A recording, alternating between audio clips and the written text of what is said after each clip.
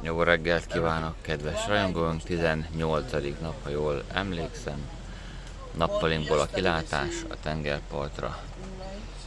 Matildunk, aki mindent intéz. És az autónepperek, akik nagyon meg akarják venni az autót, csak még nincs pénzük. Hát ott van lenne az óceán, kedves nézőink, rajongóink. Ott lenne aludtunk, ott van a bejárat nem messze. Jönnek ki az autók, gyülekeznek a befutóra, ami 50 km-rel Fritonban lesz. De egy óra múlva indulunk még csak innen, 10:30-kor, ami otthon 11:30.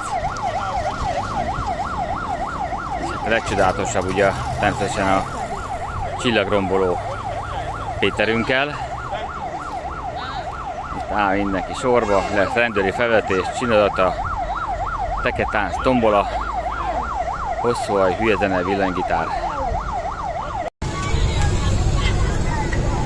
Ismét piacnap van. Ez a Waterloo nevű település. Próbálom kivenni a visszatükröződő cuccokat az ablakból.